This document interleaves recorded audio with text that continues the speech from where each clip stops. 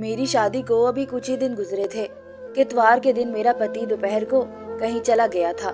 नई नई शादी हुई थी, इसलिए मैं रोज ही शाम को तैयार हो जाती थी। आज भी मैंने खूबसूरत जोड़ा पहना था, तैयार भी हुई थी। लेकिन जब मेरा पति अमन शाम को घर आया तो उसके हाथ में शॉपिंग बैग था। इसने वो शॉपिंग बैग मेरे हाथ में थमाया और बोला कि इसे पहनकर तैयार हो जाओ। मैंने हैरत से अमन की तरफ देखा। मैंने कहा, मैं पहले से ही तैयार हूँ। वो कहने लगा कि जो कपड़े मैं अभी तुम्हारे लिए लाया हूँ उसे पहनो और तैयार हो जाओ। मैं शॉपिंग बैग लेकर अपने कमरे में आ गई। जब मैंने वो कपड़े देखे तो देखकर मेरी आंखें फटी की फटी रह गई थी। वो तो बहुत ज्यादा फैशनेबल और कीमती किस्म की ड्रेस थी। मैंने कहा, अमन ये तो बहुत ज्यादा छोटी है। अमन कहने लगा कि मेरे दोस्त के घर पार्टी है, इसलिए जल्दी से तैयार हो जाओ। इतनी कीमती और ऐसी ड्रेस लाने की अमन को क्या जरूरत थी। मेरी शादी पर अमन ने एक जोड़ी कपड़े भी मुझे नहीं दिए थे। कहते थे मेरी गुंजाइश नहीं थी, और अब बहरहाल मैंने वो ड्रेस पहन ली। वैसे भी मैं एक खूबसूरत किस्म की लड़की थी। उस शॉर्ट ड्रेस ने तो मेरे हुस्न में 4 चांद लगा दिए थे। मैंने मेकअप टच देने के बाद अपने बालों का जूड़ा बनाना शुरू किया तो अमन मेरे कमरे में आ गए। मेरे करीब आकर मुझे सर से पैर तक देखा, फिर कहने लगे कि बाकी सब तो ठीक है, अपने बाल खुले रहने दो, और भी ज्यादा खूबसूरत लगोगी। उनकी तारीफों पर मैं चुप सी रह गई थी। मैं बिल्कुल तैयार थी। मैंने बालों को खोलकर कंघा किया और अलमारी से बड़ी सी शॉल निकालने लगी ताकि खुद को लपेट सकूं। ये देखकर अमन ने मुझे फौरन से टोक दिया। कहने लगे, ये क्या कर रही हो, कीमती शॉर्ट ड्रेस का सारा लुक खराब हो जाएगा। मैंने कहा, अमन मैं यूं तो बाहर नहीं जा सकती, आप खुद देखें, ये ड्रेस काफी टाइट और छोटी सी है, फिर इसका दुपट्टा भी नेट का है, जिसे लेना ना लेना बराबर है।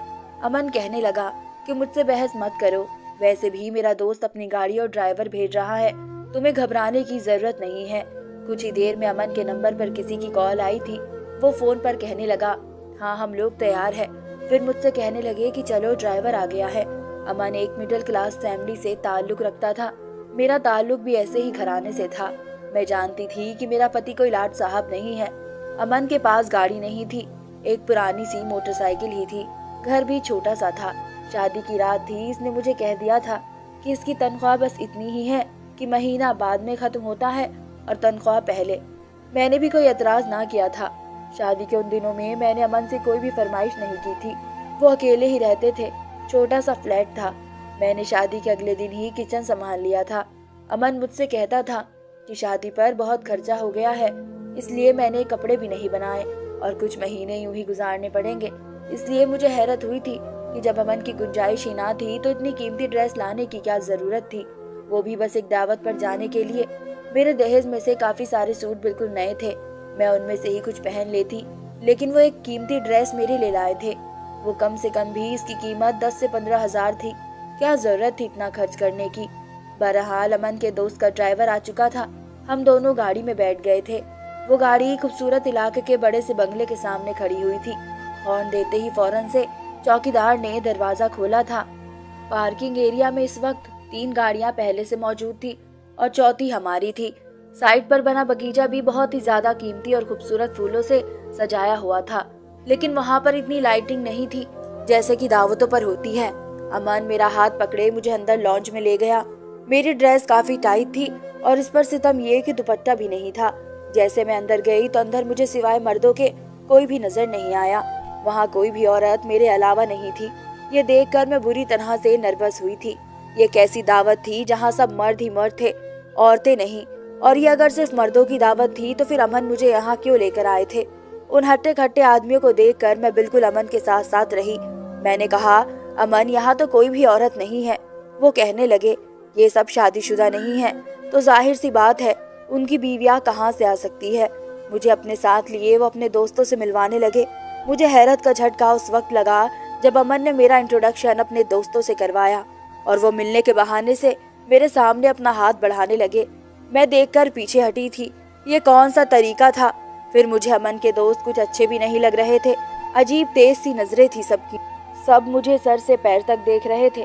उनकी आंखों में ऐसी अजीब सी बेबाकी सी थी कि मुझे अपने वजूद पर चींटियां रेंगती महसूस होने लगी थी। मेरा दिल बहुत ज्यादा घबराने लगा था। मुझे इस कदर बेचैनी होने लगी थी कि फौरन से इस घर से बाहर निकल जाऊं। वहाँ इस वक्त 5 मर्द थे और 5 के हाथों में कांच के गिलासों में ब्राउन रंग का शरबत था। सबकी आंखें न जाने किस जज्बे के तहत गुलाबी हो रही थी। ऐसा महसूस हो रहा था जैसे नशे की हालत में हो। मैं बहुत घबराई हुई थी, इसलिए अमन के पास जाकर उनके पहलू से लग गई। मैंने कहा, अमन, मुझे यहाँ नहीं रुकना, मुझे आप घर छोड़ आए। कहने लगे, तुम्हें क्या हो गया है? क्या लड़कियां लड़कों की महफिलों में नहीं जाती? मुझे घबराने और डरने वाली लड़कियों से सख्त चिढ़ है। मुझे खुले मिजाज की लड़कियां पसंद है जो हर महफिल में जा सके और एंजॉय कर सके। इसलिए डरपोक लड़कियों की तरह रिएक्ट करना बंद करो। ये कहकर उन्होंने मुझे बाजू से पकड़कर खुद से पीछे किया था। मैं तो अमन का रवैया देखकर ही हैरत का शिकार हो गई थी। मेरी आंखों में आंसू भर आए थे। इससे पहले मैं रो देती, अमन का एक दोस्त मेरी तरफ बढ़ा और कहने लगा, भाभी, आप क्यों परेशान हो रही हैं? मेरी बीवी दूसरे शहर अपने मायके रहने गई है और बाकी दोस्त सब कुंवारे हैं। 1-2 साल रुक जाए, उन सब की भी शादियां हो जाएगी तो इन सब की भी बीवी आ जाएंगी। अब अगर हमारी बीवियां नहीं है तो हम क्या करें? मिलना जुलना छोड़ दे। हमने तो आपके लिए बहुत अच्छा इंतजाम किया है। इसका अंदाज मजाक उड़ाने वाला था। फिर वो अमन से कहने लगा, आओ अमन, डाइनिंग रूम में चलते हैं, खाना बिल्कुल रेडी है। मैं अमन का हाथ जोर से पकड़े डाइनिंग रूम के टेबल पर पहुंची थी, जहाँ पर अलग अलग किस्म के खाने लगे हुए थे, और अमन के साथ ही टेबल पर बैठ गई। अमन के बाकी दोस्त के सामने कुर्सियों पर बैठ गए। इसके जिस दोस्त के यहाँ पार्टी थी वो मेरी प्लेट में अलग अलग किस्म के खाने डाल रहा था। कह रहा था, भाभी, ये भी खाकर देखिए और ये भी खाकर देखिए। खाना वाकई बहुत ही लजीज था और मुझे भूख भी बहुत ज्यादा लगी थी। अजीब बात थी, जैसे जैसे मैं खाना खा रही थी मेरी आंखें नींद से बंद होने लगी थी, लेकिन मैं अपना हाथ भी नहीं रोक पा रही थी। खाने का स्वाद ही कुछ ऐसा था। खाना खाते खाते ही मुझे लगा कि जैसे मैं यही सो जाऊंगी। मैंने नशे वाली नजरों से अमन की तरफ देखा, जो इस वक्त मुझे एक के बजाय 4-4 नजर आ रहा था। मैंने कहा, अमन, अब घर चलो, मुझे नींद आ रही है। वो कहने लगा, हाँ चलो। ये कहकर जैसे ही मैं अपनी कुर्सी पे खड़ी हुई, लड़खड़ाते हुए अमन की बाहों में गिर गई थी। बस 1 मिनट लगा था मुझे अपने होश खोने में। सुबह जब मेरी आंख खुली तो मेरा सर पूरी तरह से चकरा रहा था। बहुत मुश्किल से ही अपनी आंखें खोली थी। मैं अपने कमरे में मौजूद थी, अभी भी इसी शॉर्ट ड्रेस में थी जो अब मुझे अपने वजूद पर बुरी तरह से चुभ रही थी।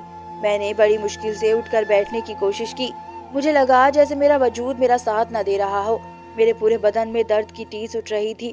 बड़ी मुश्किल से मैंने अपने दुखते वजूद को बेड के सिरहाने से टेक लगाने पर मजबूर किया था।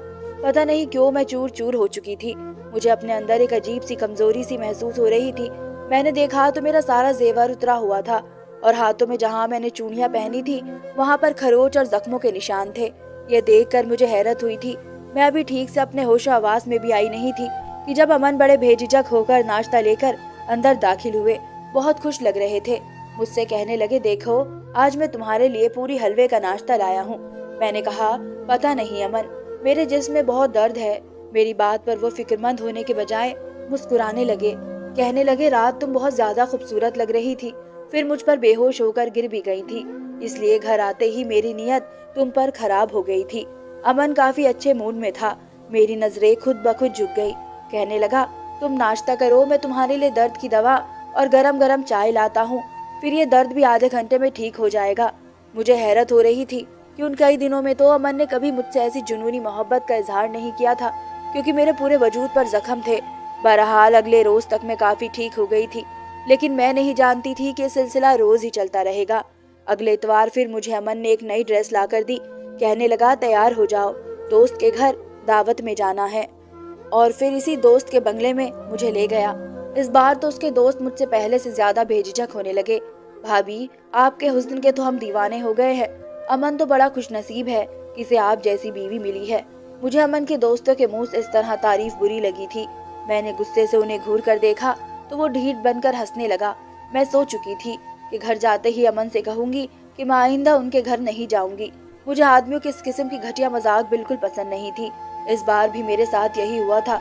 जैसे ही मैंने खाना खाया मुझ पर नींद छाने लगी, फिर मैं बेहोश हो गई। अगले दिन फिर मेरा जिस्म दर्द से चूर था, लेकिन मैंने एक बात नोट की थी कि अमन बहुत खुश था। घर पर फल भी लाने लगा था, पैसे भी बड़े खुले हाथ से खर्च कर रहा था। हालांकि इसकी तनख्वाह इतनी ज्यादा ना थी, फिर यह रोज रोज की अय्याशियां कैसे हो रही थी। घर आते हुए वो रोजाना अच्छे से होटल का खाना साथ लाते थे। मुझसे कहते थे कि कोई जरूरत नहीं है तुम्हें किचन में खाना बनाने की, तुम्हारा खूबसूरत हुस्न फीका पड़ जाएगा। कभी कभी तो मुझे अमन की बातें बड़ी अजीब लगती थी। मैंने कहा कि हर औरत घर के काम करती है मुझे भी अच्छा लगता है कि मैं आपके लिए खाना बनाऊं, आपके काम करूं। कहने लगे कि नहीं, तुम बस अपने हुस्न का ख्याल रखा करो, इसे निखारा करो, खुद को संवारा करो। तुम नहीं जानती कि तुम्हारा हुस्न मेरे लिए कितना कीमती है। मेरा हाथ थामे वो मुझसे मोहब्बत भरी बातें कर रहे थे। कहते कि जानती हो, तुम्हें मैंने अपनाने के लिए कितने पापड़ पेले हैं। ये बात सुनकर मुझे हैरत हुई थी, क्योंकि हमारा रिश्ता तो एक रिश्ते करवाने वाली के जरिए से हुआ था। मैंने तो पहले कभी अमन को नहीं देखा था। मैंने कहा, क्या मतलब? मेरी बात पर वो हंसने लगे। कहने लगे, मैंने तुम्हें एक मॉल में शॉपिंग करते देखा था। मैं तुम्हें देखकर ही तुम पर फिदा हो गया था। वहीं से मैंने तुम्हारा पीछा शुरू कर दिया। तुम्हारा घर देखा, फिर मालूम हुआ कि तुम्हारी माँ तुम्हारे लिए रिश्ता देख रही है। यकीन करो, यह सुनकर तो मुझे बहुत डर लगा था कि कहीं मैं तुम्हें खो न दूं। कहने लगा, एक बार मैंने तुम्हारे घर से बाहर एक रिश्ते वाली को निकलते देखा। फिर मैंने उससे कहा कि अगर वो मेरा रिश्ता तुमसे करवा दे तो मैं इसे अच्छी खासी रकम दूंगा। वो मेरी बात मान गई और यूं मेरा रिश्ता तुमसे हो गया। मैं तो अमन की बात सुनकर हैरत से आंखें फाड़े उसे देख रही थी। मुझे नहीं पता था कि मेरा पति मुझसे पहले से मोहब्बत करता था। मुझे अपनाने के लिए उसने इतना सब कुछ किया। मेरे दिल में अमन की और भी मोहब्बत और कदर बढ़ गई थी। लेकिन मैं नहीं जानती थी कि सच तो कुछ और ही था। इस इतवार को जब मुझे अमन ने फिर से कीमती ड्रेस ला कर दी तो मैंने कहा, नहीं अमन, मुझे आपके किसी दोस्त की दावत पर नहीं जाना। मेरी बात सुनकर उनके चेहरे के अंदाज एकदम से बदले थे। मुस्कुराहट गायब हो गई थी और चेहरे पर गुस्सा आ गया था। कहने लगे, क्या मतलब है तुम्हारा? वो लोग इतनी चाहत से तुम्हें बुलाते हैं। मैंने कहा, नहीं, मुझे नहीं जाना ना। न जाने वो कैसा खाना मुझे खिलाते हैं कि खाते ही मुझे नींद आ जाती है और सुबह मेरी बहुत बुरी हालत होती है। 2 दिन तो मैं चलने फिरने से भी महरूम हो जाती हूँ और फिर वहाँ पर सिर्फ आदमी होते हैं। मेरा वहाँ क्या काम है? आपको जाना है, अपने दोस्तों के साथ वक्त गुजारना है, आप जाए, लेकिन मैं नहीं जाऊंगी। ये कहकर मैं अपने बेड पर बैठ गई। मैं नहीं जानती थी कि मेरा इनकार मुझे इतना महंगा पड़ सकता है। अमन बहुत गुस्से से मेरे पास आए, मेरा बाजू पकड़ के बुरी तरह से दबोच लिया। कहने लगे, अब तक तुमने मेरी मोहब्बत देखी है, बेहतर यही है कि मेरी मोहब्बत ही देखो। मुझे इनकार नहीं चाहिए। अगर तुमने मेरी किसी बात से भी इनकार किया तो तुम नहीं जानती कि मैं गुस्से का कितना पागल इंसान हूँ। ये कोई इतनी बड़ी बात तो ना थी जो मैंने उसे कही थी, लेकिन अमन का गुस्सा तो यूं था जैसे वाकई ही मुझे जान से मार डालेगा। अपनी लाल आंखें वो मेरी आंखों में दिखाकर बड़े गुस्से से कह रहा था। मेरा दिल तो अपने पति का ये रूप देखकर कांप सा गया था। मैंने फिर कोई खिलाफत नहीं की और वहां चली गई। लेकिन मुझे ये सब अच्छा नहीं लग रहा था। न जाने क्यों टेबल पर मुझे मजे के खाने भी आज बुरे लग रहे थे, क्योंकि ये मुझे होश से बेहोश कर देते थे। मैंने बहुत कम सब्जी अपनी प्लेट में डाली थी और लगा लगा कर खा रही थी। लेकिन जैसे ही अमन के दोस्त की नजर मुझ पर पड़ी, कहने लगा, भाभी क्या बात है, आप खाना ठीक से नहीं खा रही? मैंने कहा, मुझे भूख नहीं है।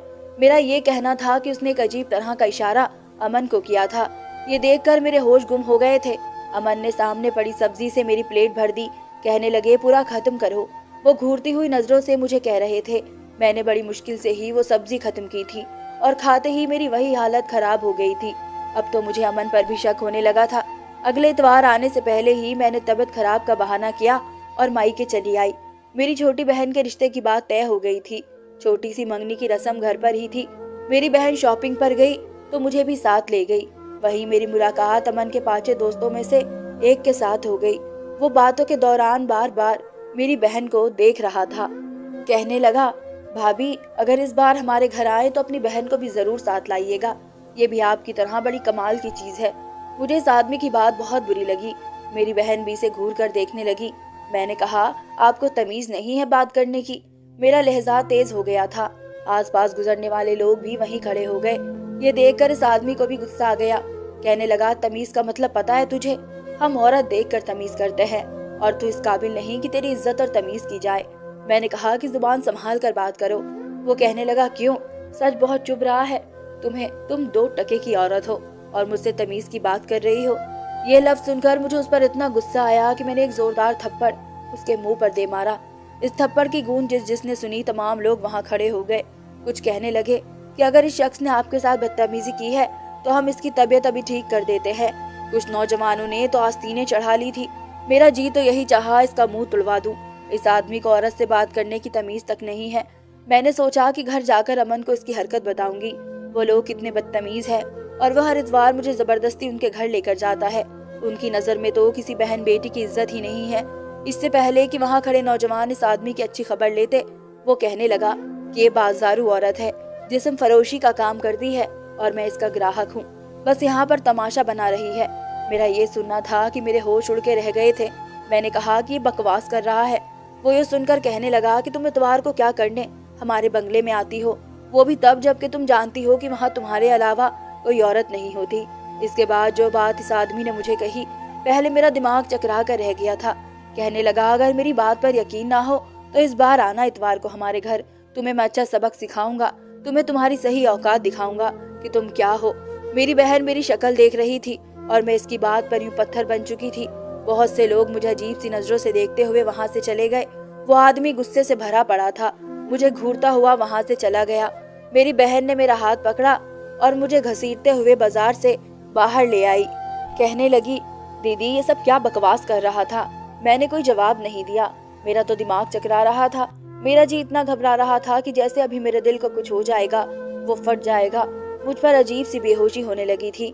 میری بہن میری ایسی حالت دیکھ کر مجھے گھر لے گئی، لیکن مجھے وہاں بھی چین نہیں آیا۔ میں فوراً سے اپنے گھر چلی گئی۔ گھر گئی تو امن کا موڈ بہت خراب تھا۔ کہنے لگا رہ لیا اپنی ماں کے گھر، اب اگر تم نے مائکے رہنا ہو تو تم ورکنگ ڈے میں جا کر رہنا، ایک اتوار کی ہی تو چھٹی ملتی ہے مجھے، وہاں بھی تم میرا موڈ برباد کر دیتی ہو۔ میں نے کوئی جواب نہیں دیا تھا، کیونکہ میں کچھ بھی کہتی وہ غصے سے مجھ پر پھر چڑھتا اور مکر جاتا۔ اس بار جب وہ مجھے اپنے دوستوں کے گھر لے کر گیا تو اس وقت اس کا وہ دوست وہاں موجود نہیں تھا جس سے میری ملاقات بازار میں ہوئی تھی۔ جیسے میں نے آدھا کھانا کھایا میں فوراً واش روم میں چلی گئی۔ مجھے وہ کھانا اپنے اندر ہضم نہیں کرنا تھا، اس لیے میں نے اپنے حلق میں انگلی ڈال ڈال کر الٹی کی۔ جو کچھ کھایا تھا سب کچھ باہر آ چکا تھا، اس لیے مجھ پر نشے کا اثر نہیں ہوا تھا۔ میں باہر آئی اور بے ہوش ہونے کا ناٹک کرنے لگی۔ امن نے مجھے اپنی باہوں میں لیا، کمرے میں لے گیا، مجھے بیڈ پر لٹا دیا۔ وہ ابھی کمرے میں آیا ہی تھا کہ اس کے دوست بھی کمرے میں آ گئے۔ امن کہنے لگا کہ اس بار میں ڈبل قیمت لوں گا۔ جو حشر تم لوگ رات بھر میری بیوی کے ساتھ کرتے ہو وہ اب بیمار رہنے لگی ہے۔ تم لوگوں کے ہوئے پیسے آدھے تو اس کی دوائی اور ڈاکٹر کے خرچے میں لگ جاتے ہیں، مجھے کیا فائدہ ہوا۔ اس کے دوست کہنے لگے کہ ہمیں منظور ہے، تم اس کی جتنی چاہے قیمت لے لو۔ میرا جی چاہا زمین پھٹے اور میں اس میں سما جاؤں۔ میرا ہی پتی میری عزت کا سوداگر تھا۔ پتی تو بیوی کا رکشک ہوتا ہے، اسے گندی نظروں سے بچانے کے لیے ہر رشتے کو بھول جاتا ہے۔ یہ کیسا پتی تھا جو میرا ہی سودا کر رہا تھا۔ اس سے پہلے کہ وہ لوگ میرے ساتھ کچھ بھی غلط کرتے، پولیس کی گاڑی کا ہارن بنگلے کے باہر بجنے لگا۔ یہ سن کر وہ سب گھبرا گئے تھے۔ میں یہاں آنے سے پہلے پولیس کو ساری انفارمیشن دے چکی تھی۔ جب تک پولیس اندر آئی میں اٹھ کر بیٹھ گئی۔ مجھے یوں بیٹھتا دیکھ کر امن اور باقی آدمیوں کی بھی رنگت اڑ گئی۔ میں نے اپنے پتی کو گرفتار کروا دیا تھا، کیونکہ اسے خوبصورت لڑکی چاہیے ہی اس لیے تھی کہ جس سے وہ کیش کر کے پیسے کما سکتا۔ امن جیل میں بند تھا اور اسی دوران میں نے طلاق کا مقدمہ کر دیا تھا۔ مجھے طلاق بھی ہو چکی تھی، لیکن مجھے اپنے ماں باپ سے ایک شکایت تھی۔ میری شادی اور رشتہ کرنے سے پہلے انہوں نے یہ تو دیکھا کہ لڑکا اکیلا ہے، مجھ پر گھر کی ذمہ داریاں نہیں ہوں گی، ساس سسر کے تانے نہیں ہوں گے، لیکن یہ نہیں دیکھا کہ وہ کرتا کیا ہے۔ اپنی بیٹیوں کی شادی کرنے سے پہلے اچھی طرح سے معلومات کر لیا کرے کہ کہیں کوئی امن جیسا آدمی ان کی زندگی میں شامل نہ ہو جائے۔ امید کرتی ہوں آپ سب کو یہ کہانی پسند آئی ہوگی۔ دھنیہ واد۔